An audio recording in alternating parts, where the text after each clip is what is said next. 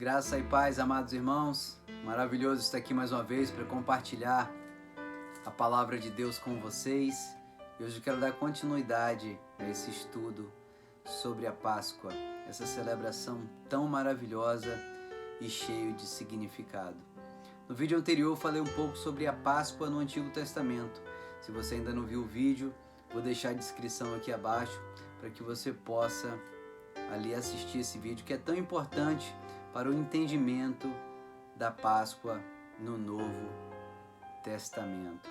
Então, sem mais demora, vamos juntos abrir as Escrituras no livro de João.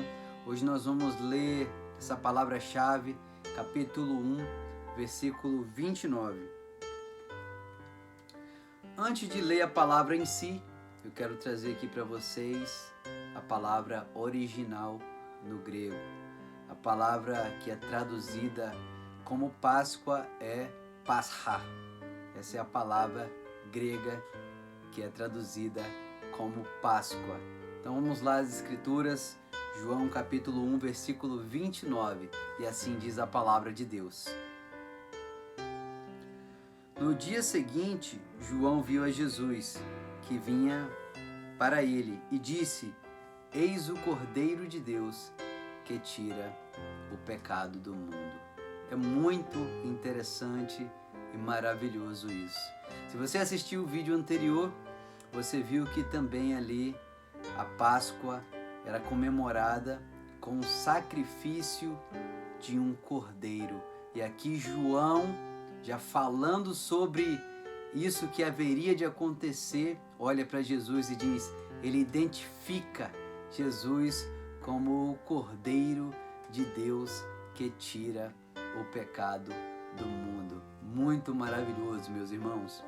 E a mesma sequência que acontece ali no Antigo Testamento, no livro de Êxodo, capítulo 12, a mesma sequência que acontece lá, acontece aqui também. Ali teria que ter um cordeiro, e aqui João fala sobre esse cordeiro. E depois de ter escolhido o cordeiro, haveria de vir o que? O sacrifício desse cordeiro. E ali a palavra fala que toda a congregação deveria se ajuntar, e esse cordeiro ele deveria ser sacrificado ali no fim da tarde. E Isaías profetizou sobre esse sacrifício do Cordeiro de Deus. Se você abrir aí no livro de Isaías, capítulo 53, versículo 7, você vai ver aí que a palavra de Deus diz bem assim: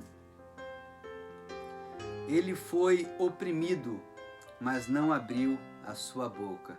Como um cordeiro foi levado ao matadouro, e como a ovelha muda perante seus tosquiadores, ele não abriu a sua boca.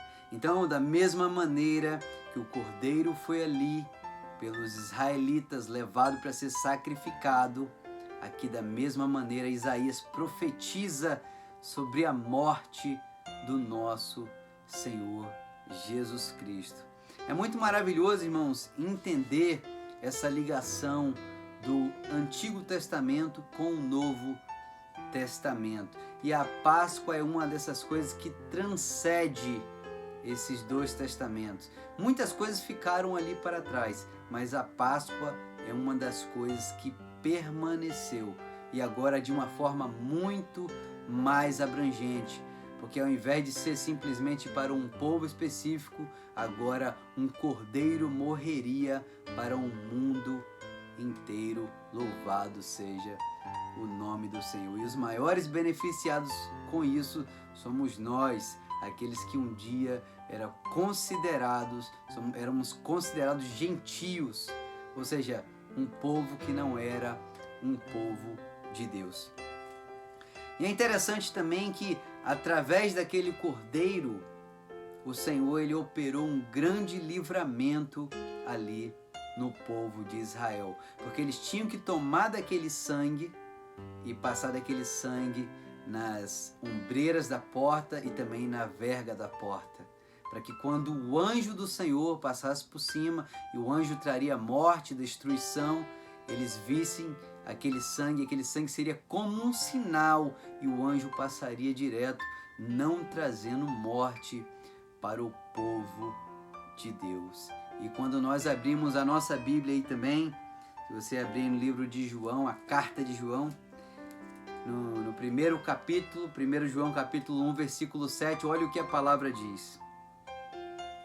Mas se andarmos na luz, como Ele na luz está, temos comunhão uns com os outros, e o sangue de Cristo, seu Filho, nos purifica de todo o pecado.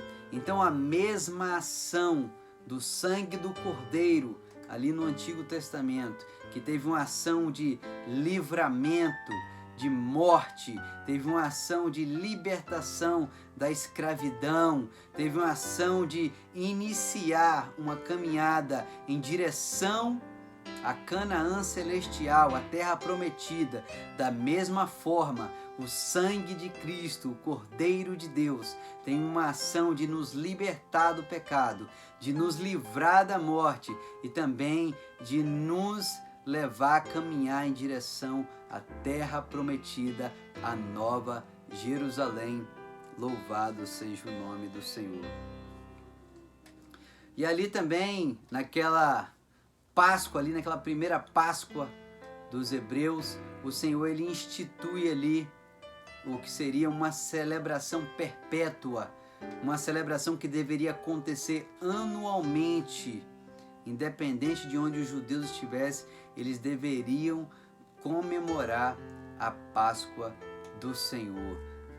Da mesma forma a gente vê o Senhor ele instituindo essa comemoração.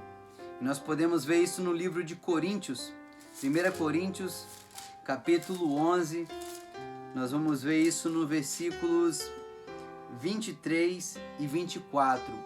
Essa parte aqui, Paulo está ensinando a igreja sobre o que a gente chama da ceia do Senhor, né? Aquilo que o Senhor comemorou com os seus discípulos no dia da Páscoa. O Senhor comemorou a Páscoa como os judeus que eles eram, eles comemoram a Páscoa. Mas ali naquela Páscoa ocorreria algo totalmente diferente. Ali era instituído a Páscoa da igreja, que seria comemorado de uma forma também diferente da forma com que os judeus comemoram a Páscoa.